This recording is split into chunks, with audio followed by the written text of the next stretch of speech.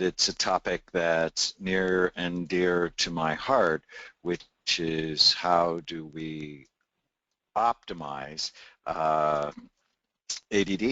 And my book, Healing ADD, has been very important to us because I have it in my family, and it's been one of the primary issues that our clinics have dealt with over the last 25 years.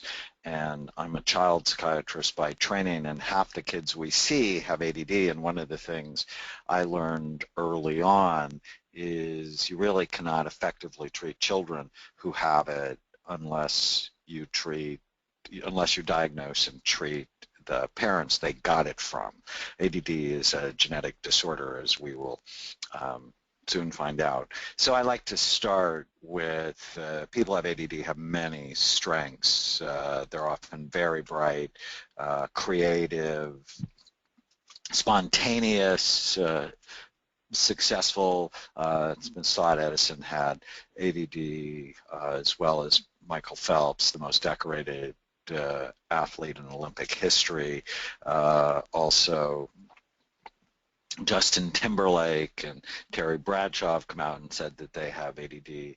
They're often people who think outside of the box, and it's well known in the business community that many CEOs have ADD. But there are also significant challenges when it is left untreated. There's a higher incidence of school failure, drug and alcohol abuse, obesity because of the impulse control problems that can go along with it, depression, job failure, divorce, incarceration, even Alzheimer's disease. A new study out last year said that having ADD actually triples the risk of Alzheimer's disease because it increases many of the risk factors associated with Alzheimer's, such as not finishing high school, drug or alcohol abuse, obesity, depression. Those things all increase the risk of Alzheimer's disease. There's a high incidence among firefighters. You have to ask yourself who runs toward fires as opposed to people like me who run away from fires. There are a number of myths about ADD I think it's important to understand. People think it's a fad, even though I've heard that every single year since 1979 when I first learned about ADD. It's been described in the medical literature for over 100 years.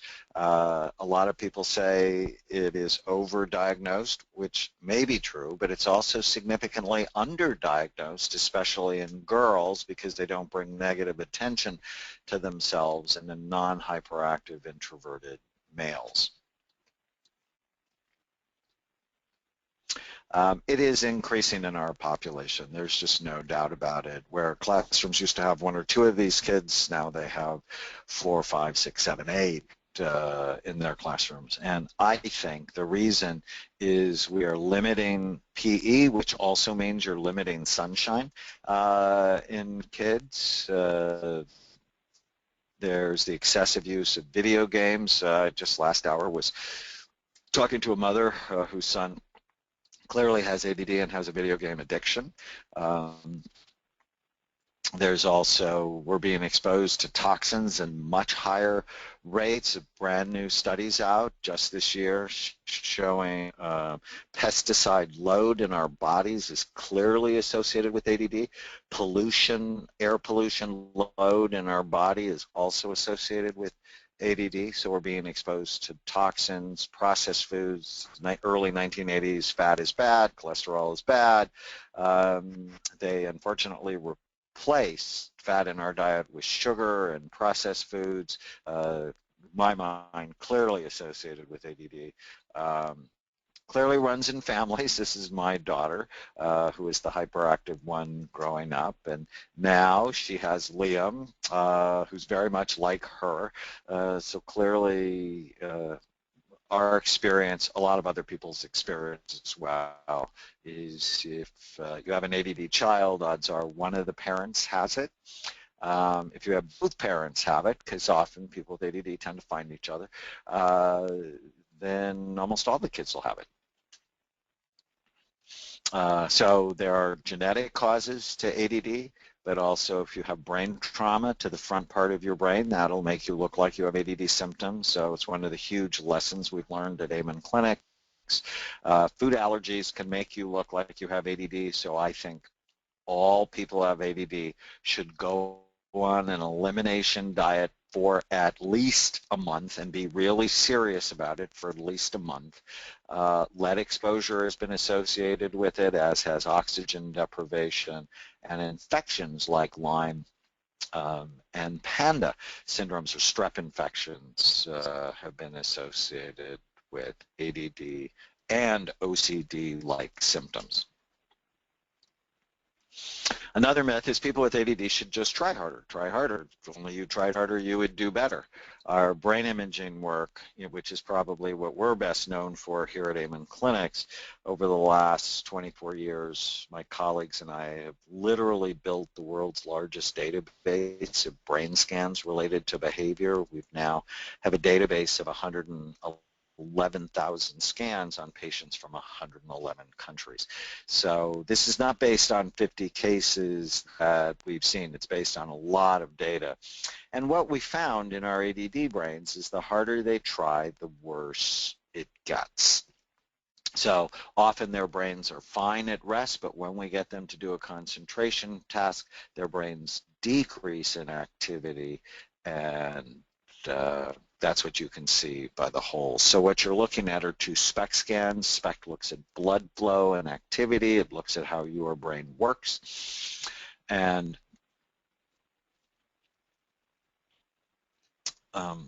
you're looking at the underside of the brain.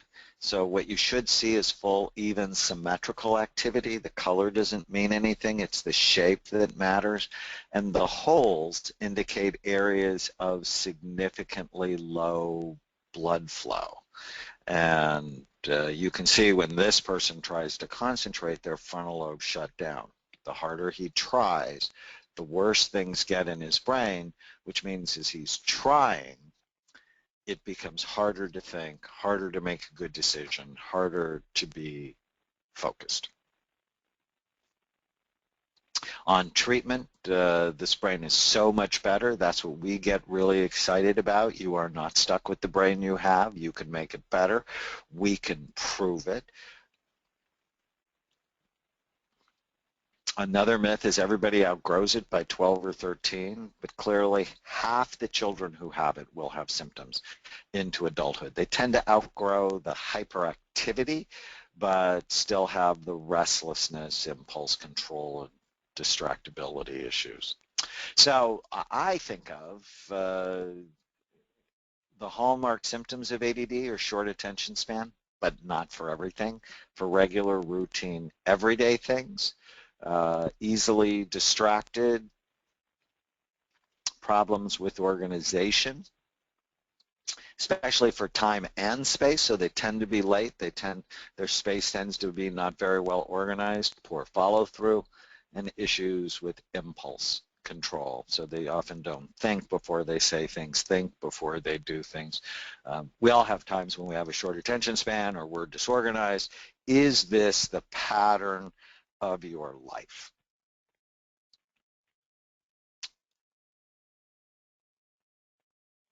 So my task today is really to give you other interventions besides medicine. And I want to talk about my idea on, so what are the steps? If you have ADD, how would you heal it?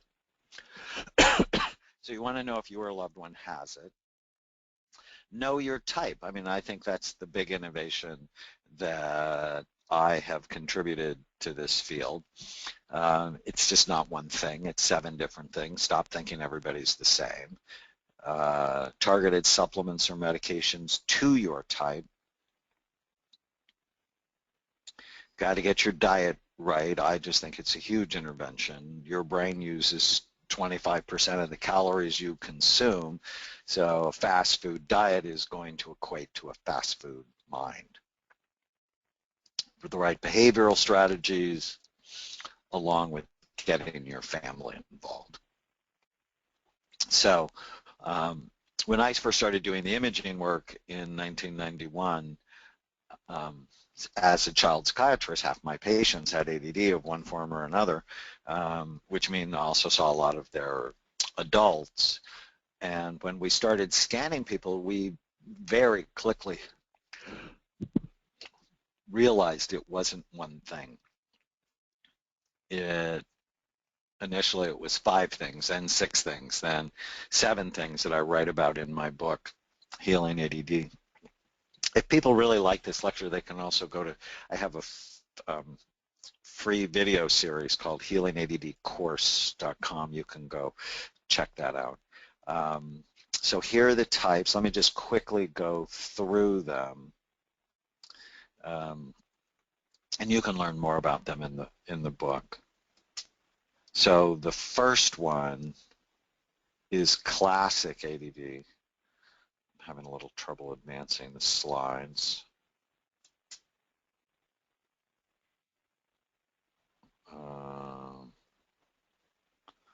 So Stuart, maybe you can help me.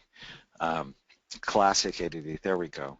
Short attention span, usually due to low dopamine levels.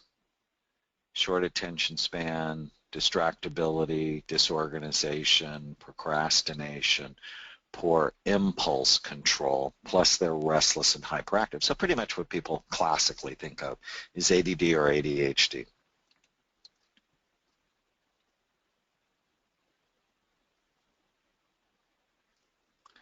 Here's an example of a patient that when she concentrates, her brain drops in activity. And how we treat this type is we boost dopamine. Now you can do that with exercise, you can do it with a higher protein diet, you can do it with stimulating supplements like green tea, L-tyrosine, rhodiola, ginseng, or medication, stimulants that we usually think of for ADD, Ritalin, Adderall, Vyvanse, Focalin, Concerta. Intense exercise can be really helpful. It's helpful for all the types. A specific diet, which is basically a low carbohydrate, high protein, high fat diet.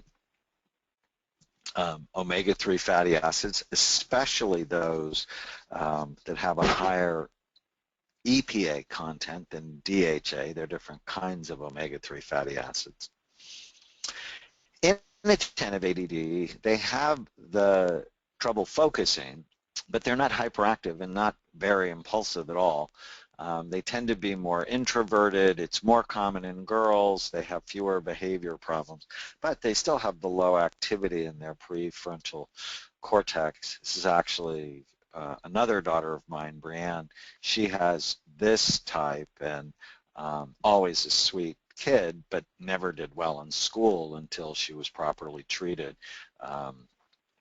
Her brain was really low in activity and much better when I put her on a stimulant. And how we treat this type, again, we boost dopamine, higher protein diet, stimulating supplements or medications.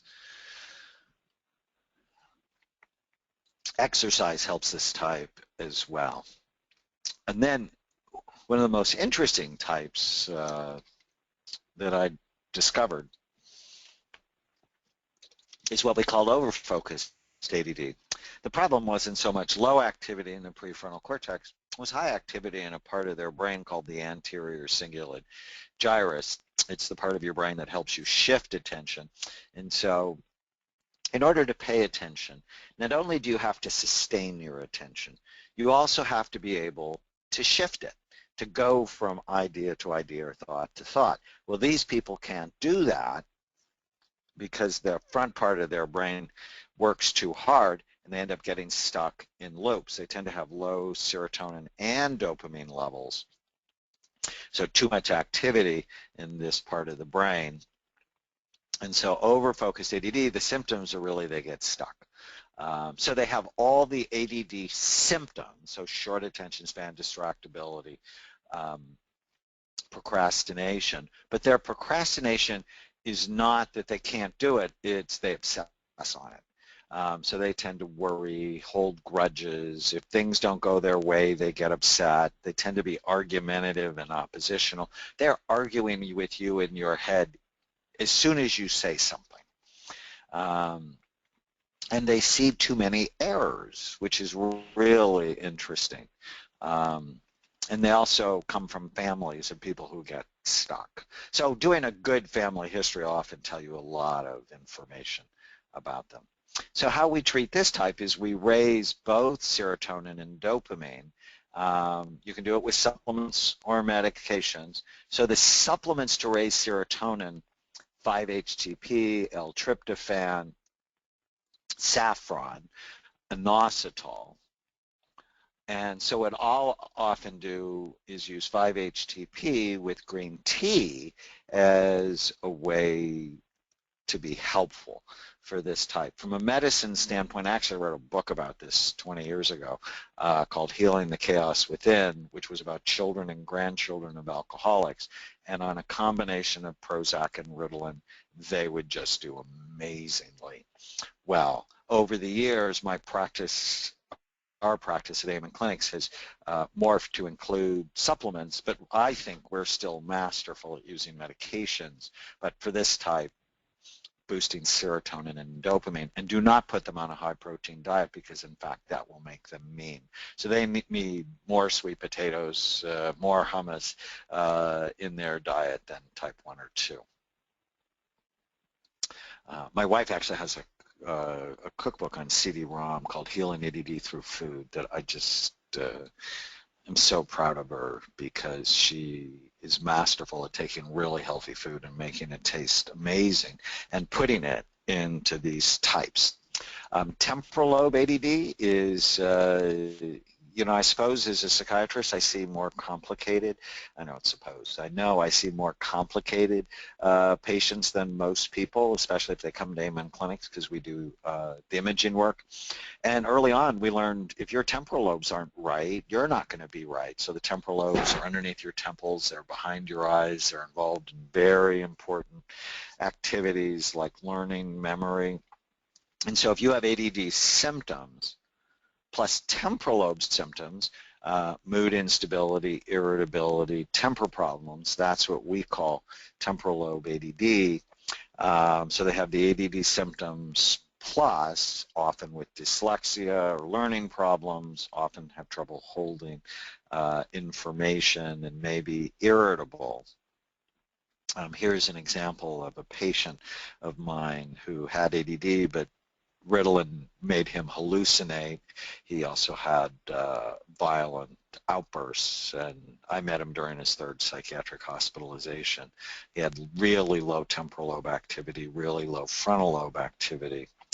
And how we treat this type is we use supplements or medicines to boost GABA, so it could be GABA as a supplement or an anti-seizure medicine like gabapentin or Neurontin, and then we would use a stimulant. So you have to get the order right for this type in particular.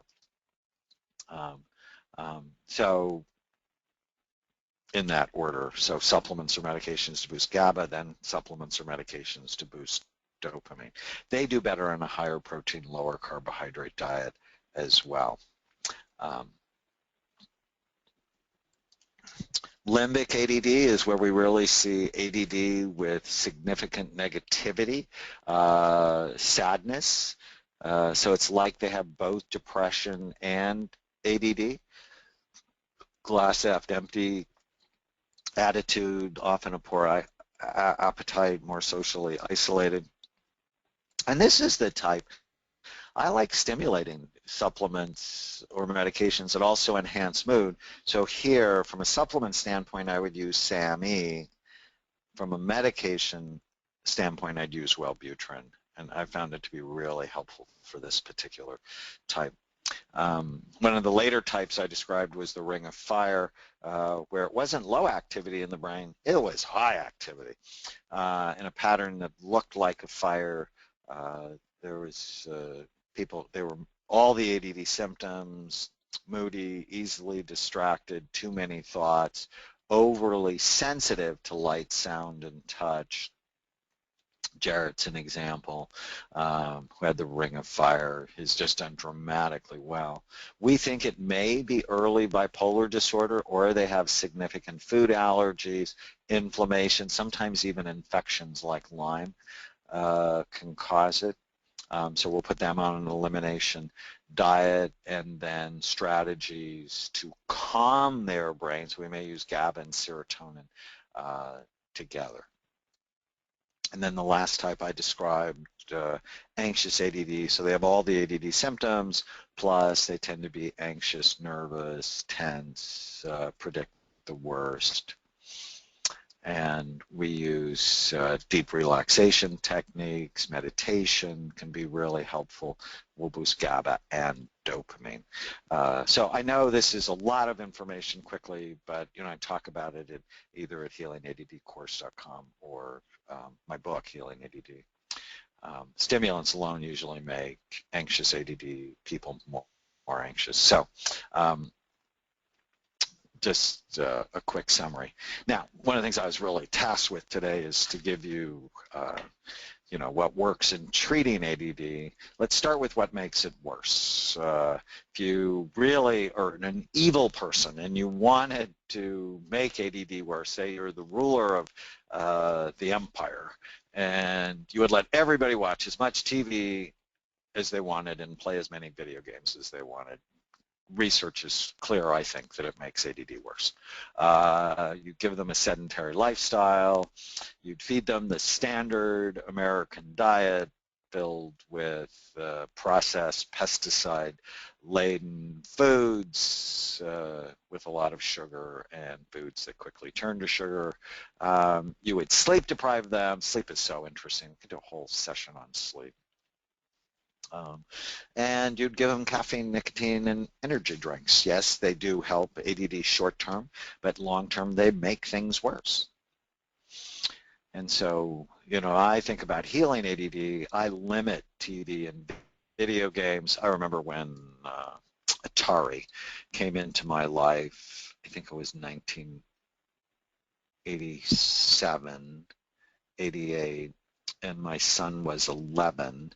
And his grades just completely went down as he started video games. So I took the video game stuff out of the house, and then he did better.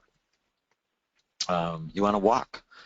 Exercise is, in both research and my clinical experience, one of the most important things you can do to help with ADD. So limit TV and video games, consistent exercise, especially coordination exercise, dance, table tennis, tennis can be really helpful. Not any sports that'll put you at risk for a brain injury, because that'll make your ADD worse over time.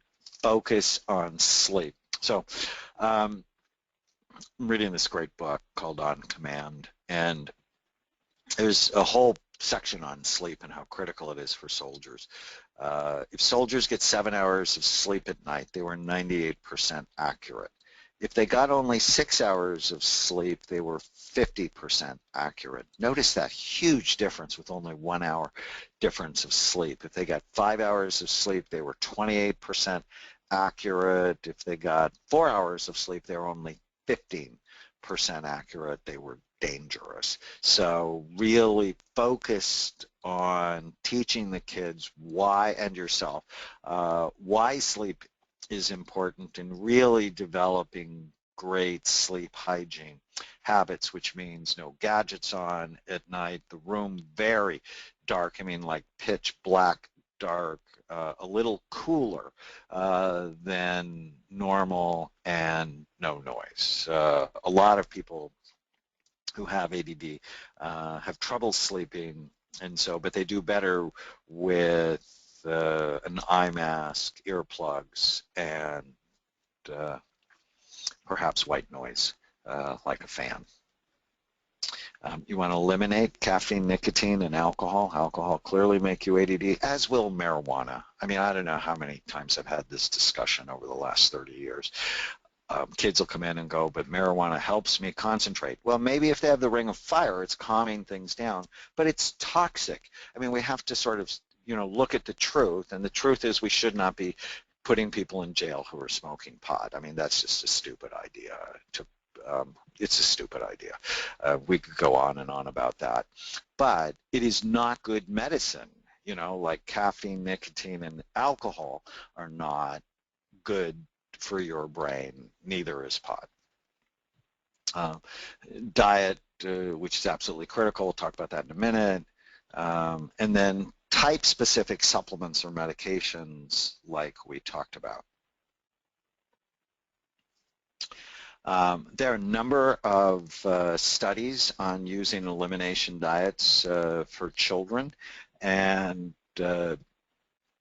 in one study, Pessler from Holland found that after 6 months on an elimination diet, 70% of the children responded.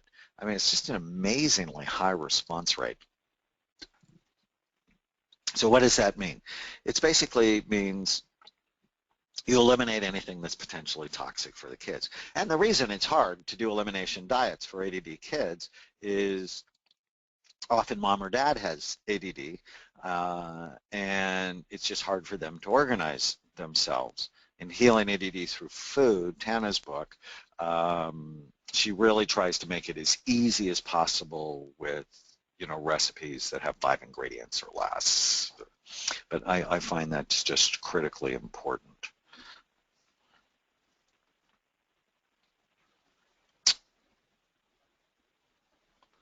All right, I'm trying to move the slides forward. Being challenged. Okay, so here's some of the rules.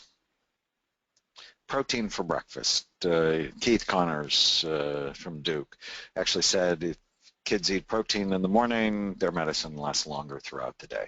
Blood sugar stabilization is absolutely essential for kids who have ADD. And so bacon and eggs is better for you than having a sugar cereal breakfast or muffins, donuts, Pop-Tarts, waffles, pancakes. So you need to eliminate those things and think of more protein in the morning to help, and fat to stabilize blood sugar. So protein shake, a hard-boiled egg, bacon and eggs, and this is going to sound odd to people, but I'm a huge fan of fat. 60% of the solid weight of your brain is fat. If someone calls you a fathead, say thank you. Fat in your diet does not give you high cholesterol. Sugar in your diet gives you high cholesterol. It's just really clear. In fact, the American Heart Association recently stopped demonizing cholesterol because cholesterol makes all your hormones. If your cholesterol levels are too low, so under 160, so if your total cholesterol is under 160, there's a higher incidence of conduct disorder, higher incidence of suicide, higher incidence of homicide, higher incidence of depression. So think fat and protein in the morning so the blood sugar will be stable throughout the day.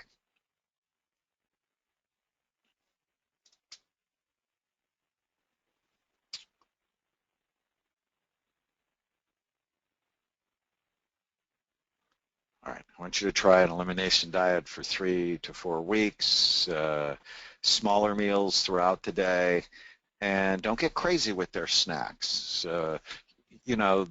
The saddest meal I can think of is a Happy Meal because it's just loaded with processed foods and sugar. And fruit juice should go away. Whenever you unwrap fruit sugar from its fiber source, think orange juice, it turns toxic in your body and it throws your blood sugar around, which you don't need. So I'm a huge fan of water. I am not a fan at all of fruit juices. So I know so many parents think, well, if I can get my kid to drink orange juice, I'm doing something good for them. But unfortunately, that's not the case.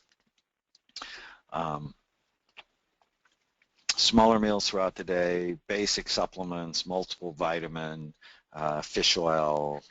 I think everybody should take those to get the nutrients they need. Sometimes zinc and vitamin D can be really helpful. Omega-3 fatty acids, particularly EPA for ADD. Another practical tip is you want to have really clear goals. So it's really great to ask yourself and ask the kids. We have an exercise called the one-page miracle. It's what do you want in your relationships with your brother, with your sister, with your mom, with your teacher? What do you want? So don't tell them how to be. Ask them how they want to be, because they're more likely to be consistent if they know what the goal is. What do you want at school? What's your goal? So that way you don't yell at them to do their homework. You should say, well, what do you want? And then when they're not doing their homework, you can go, well, does this fit your goals? So being very goal-oriented can be very helpful. Another practical tip is love is a drug. If kids are doing, or adults, if they're in a class they love, with a teacher they love, or you're in a job you love, you're going to do so much better than if you picked a career just for the money, because that's what we've seen, is that love is a drug. Never forget that ADD is a family disorder. It is just clearly, it runs in families. So in my world, everybody who has it in the family should be assessed and treated. Doesn't mean everybody gets scanned, but we have questionnaires to help people understand, do you have ADD? And if you do, what type might you have? Whenever we evaluate people at Amen Clinics, we're always thinking in 4 circles. We're thinking about biological factors and biological treatments. So that's where you think of medicine, supplements, diet, exercise. Also neurofeedback, where if you know the pattern in someone's brain, you can then actually train it, and neurofeedback is a training mechanism, and it has good science that shows it can be effective. Here at Amen Clinics, we use scan-guided neurofeedback that can be very helpful. So think of all of those as biological treatments, but there also needs to be psychological treatments. I was talking about this morning with a patient, is that if you have not been diagnosed with ADD before the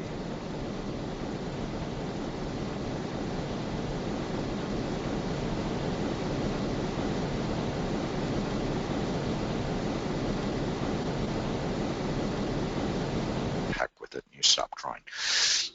And so dealing with the psychological issues, especially the negativity, and something I call the ants. Like the little creepy crawly things, the ants, it stands for automatic negative thoughts, the thoughts that come into your mind automatically and ruin your day. And most people don't know that thoughts lie. They lie a lot, and it is often your uninvestigated thoughts that provide the seeds for anxiety and depression. And so we teach everybody this exercise. Whenever you feel sad, mad, nervous, or out of control, just write down what you're thinking and ask yourself if it's true and if it's helping you or hurting you. And so psychological interventions are just so important. If there's been emotional trauma, which is very common in ADD families, it is critical to deal with that as well.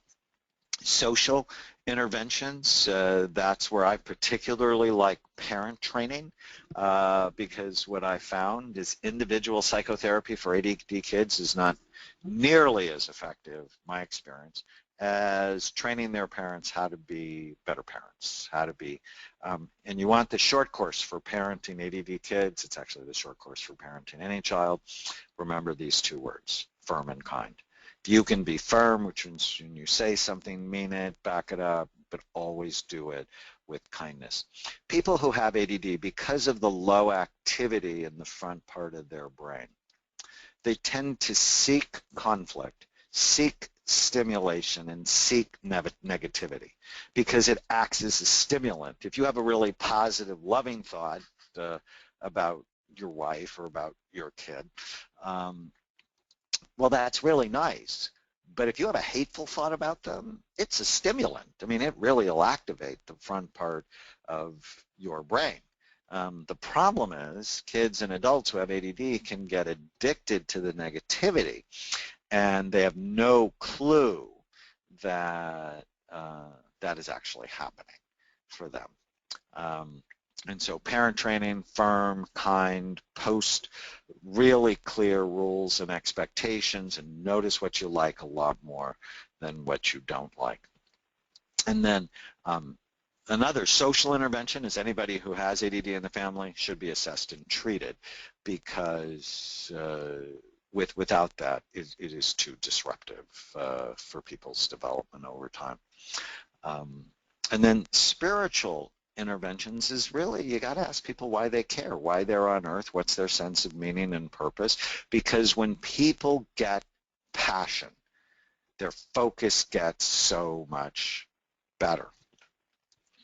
In addition, you want to know what you're good at and what you're not good at. Many people with ADD, they have lots of ideas, they're very creative, they're very smart, and they're terrible at organizing themselves. And my life is so much better because I have a wonderfully organized assistant at work. And even though I don't have ADD, it makes my life so much better. If I did have ADD, that becomes so much more important, is to know your weaknesses and surround yourself with people who can help. That's why also the school interventions and accommodations can be so helpful. So the take-home answer is ADD is real. When it is left untreated, there are serious consequences. It's not one thing. There are many different types. There are many ways to heal ADD. My bias is always to start with the least toxic, most effective treatments. Never forget it's a family disorder. And when you treat it, people can truly do amazing things. So with that, I want to make sure we leave time for questions. I hope this was helpful for you. It was super helpful. Thank you so much, Dr. Amen. Can I just jump right into the question of diet? I think it's something that's of great interest to everyone. And two questions that have been posed by a number of people. Can you recap, you mentioned a number of supplements. I think a lot of people would like to know more about, if you could just recap the names of those supplements and the circumstances in which you would recommend using them. So, I think the treatments for everybody is to get your diet right. Think of a plate, 70% plant-based foods, 30% high-quality protein, and mixed in there lots of healthy fat, avocados, nuts and seeds, fish. If Tana's just got this wonderful fish stick recipe in her book, Healing ADD Through Food. So you basically want to eliminate all the poisons. I mean, I think of brain health as three things. Brain envy, you have to care about it. Avoid anything that hurts it and do things that help it. And Chloe, my 11-year-old, she and I play this game called Chloe's Game. Is this good for my brain or bad for it? And you really have to figure out what's good and what's bad. We talk about it, but pesticides are bad. And it's associated with ADD. And it's one of the reasons to why organic food. And I know everybody can't afford organic all the time. There's a website called environmentalworkinggroup.com which will tell you which foods hold the most pesticides, that you should either buy them organic or you shouldn't eat them. And then which foods are safer. And if they tend to have a thicker skin, like grapefruit, they tend to be safer than if you're eating the skin, like strawberries and blueberries. If they're not organic, you should not eat them. So avoid things that hurt the brain. So pesticides is one. And another supplement I actually didn't talk about that I would give to everyone is a probiotic. And the reason not to eat pesticides is the pesticides kill bugs. That's why they put them on plants.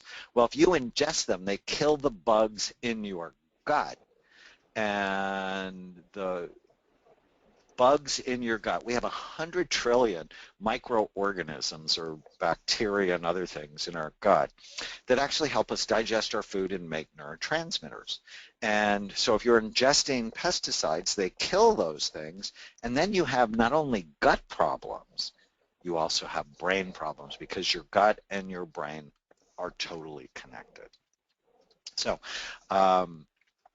probiotic, I also like fish oil, and the reason I like fish oil is it is anti-inflammatory. Inflammation is associated with many problems in your body and a number of mental illnesses, particularly depression and dementia. So an anti-inflammatory diet, probiotics, fish oil, a multiple vitamin, especially for the zinc, vitamin D, and B vitamins, B6, B12, and folate can be very helpful as stabilizers. And then it really depends on your type. If you need to raise dopamine, I really like green tea and green tea extract.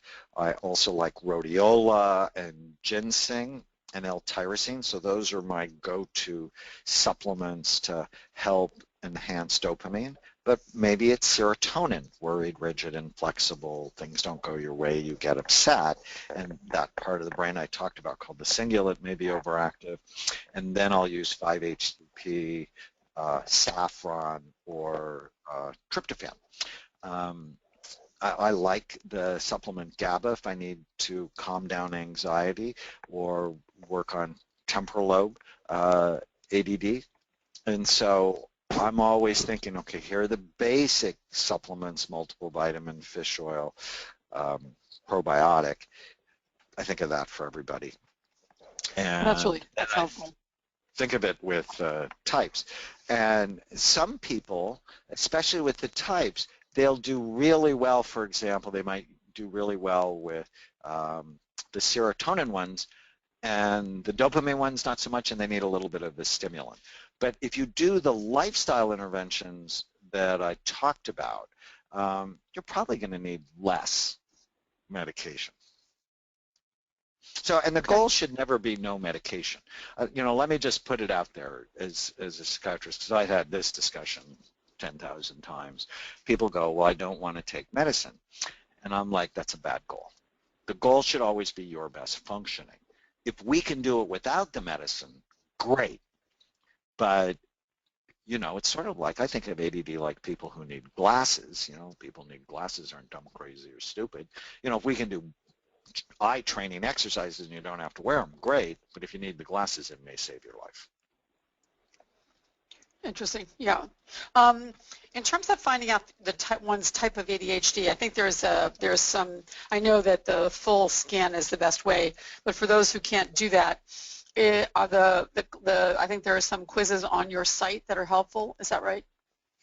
Right. If they go to healingaddcourse.com or they get my book healingadd.com, we have a questionnaire. And a long time ago, I realized not everyone can get a scan.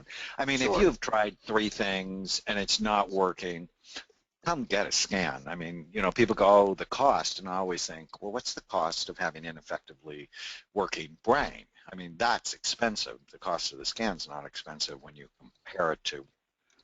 But the first thing is take the questionnaires, read the book. Okay. And we have thousands, literally thousands of stories of people who got better by doing the simple things we recommend. That makes huge sense. Could you just explain very briefly, I know it can be a long explanation, but at a simple level, what an elimination diet is? Not everyone seems to have heard of it. So it's basically you eliminate any potential allergens or toxins from the diet. So the one they did in Europe, the kids could eat lamb, turkey, vegetables, rice, pear juice. That was it. And it was amazing the response that they got.